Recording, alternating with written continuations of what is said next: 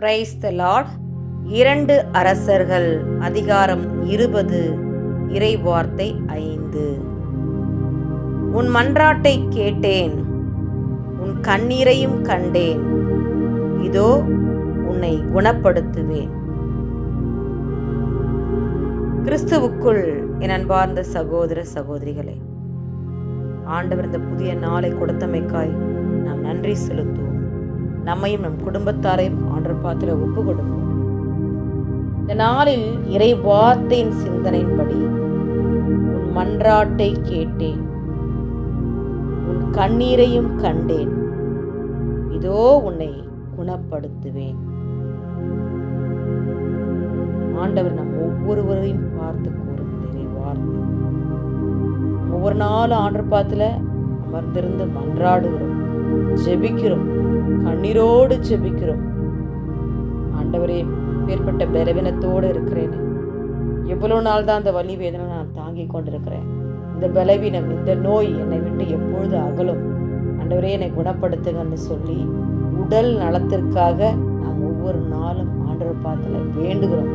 நம்முடைய உடல் நலத்துக்காக, நம்ம குடும்பத்தில் இருக்கிறவங்க, நம்ம தெரிந்தவங்க, யார் யாரெல்லாம் நம்மக்கிட்ட ஜெபிக்க சொல்லியிருக்கிறாங்களோ அவங்க எல்லாருடைய உடல் நலத்துக்காக நம்ம ஒவ்வொரு நாள் நம்ம ஜெபிக்கிறோம். அது போல எசேக்கியா மன்னன், நம்ம எசையா 38ஆம் அதிகாரத்தை நாம் பார்க்கிறோம்.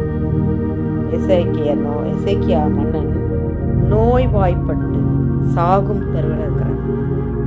அப்போது எசையான்ற இறைவாக்கினர் அவரை பார்க்க வந்து, ஆண்டவர் கூறுவது இதுவே, நீர் உன் வீட்டு காரியத்தெல்லாம் ஒழுங்குபடுத்து, ஏனெனில் நீர் சாக போகிறீர், பிழைக்க மாட்டீர் என்றார். உடனே எசேக்கியா செய்த அந்த செயல், சுவர் பக்கம் தன் முகத்தை திருப்பிக் கொண்டு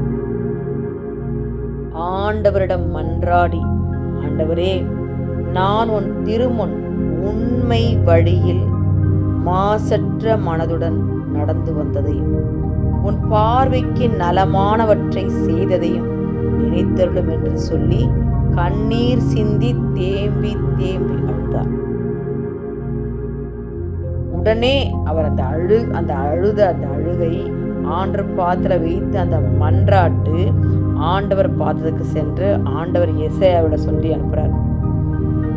உன் தந்தை தாவீதின் கடவுளாகிய ஆண்டவர் கூறுவது இதுவே, உன் கண்ணீரை கண்டேன், இதோ நீ வாழும் காலத்தை இன்னும் 15 ஆண்டுகள் மிகுதியாக்குவேன் என்று சொல்லி ஆண்டவர் நம்முடைய ஜெபத்தை, நம்முடைய கண்ணீரின் ஜெபத்தை கேட்கிறவராக இருக்கிறார். ஒவ்வொரு நாளும் அனுதினமும் நம்ம ஜெபிக்கிறோம் உடல் நலத்துக்காக.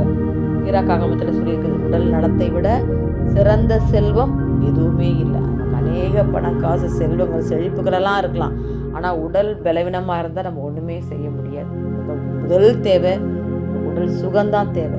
அப்போ நம்ம உடல் பலவீனத்தோடு இருக்க பிள்ளைகளெல்லாம் அந்த நாளில் நம்ம ஒப்பு கொடுப்போம் ஆண்டவர் பாத்திர.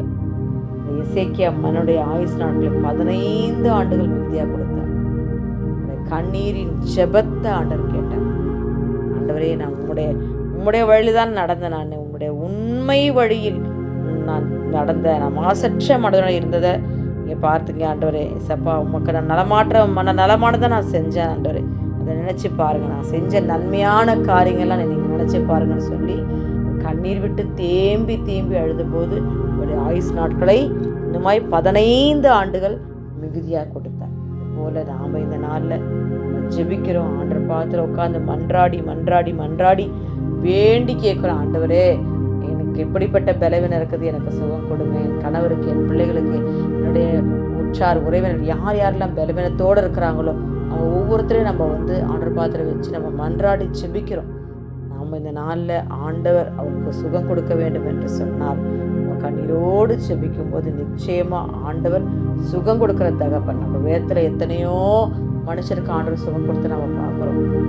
குருடருக்கு பார்வை கொடுத்தார், செவிடர்களை கேட்க வைத்தார், முடவர்கள் நடக்க வைத்தார், கூனியார்களை நிமிர வைத்தார், பெரும்பாடல பெண்ணுக்கு சுகம் கொடுத்தார், 38 வருஷமாக வியாதி இருந்த மனுஷனுக்கு சுகம் கொடுத்தார், ஏன் மரித்த லாசரை கூட உயிரோடு எழுப்பினா நம்ம பார்க்குறோம். இன்னும் அத்தனை அற்புதங்களை, அதிசயங்களை ஆண்டவர் செய்து கொண்டே இருந்தார் நம்ம பார்க்குறோம். அப்போது நம்ம நம்முடைய குடும்பத்திலே சுகம் வேண்டும், பலன் வேண்டும் என்று சொல்லி நம்ம விரும்புகிறோம். ஆண்டவர்கிட்ட மன்றாடி கேட்கிறோம்.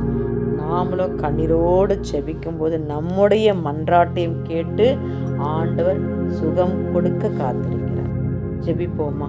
எங்கள் அன்பின் பரலோக பிதாவே, இரக்கமே உருவான எங்கள் அன்பு தகப்பனே, அச்சிலையோ களிம்போ அல்ல என் சொல்லே என் வார்த்தை உன்னை சுகம் கொடுக்கும்னு சொன்னீங்களப்பா.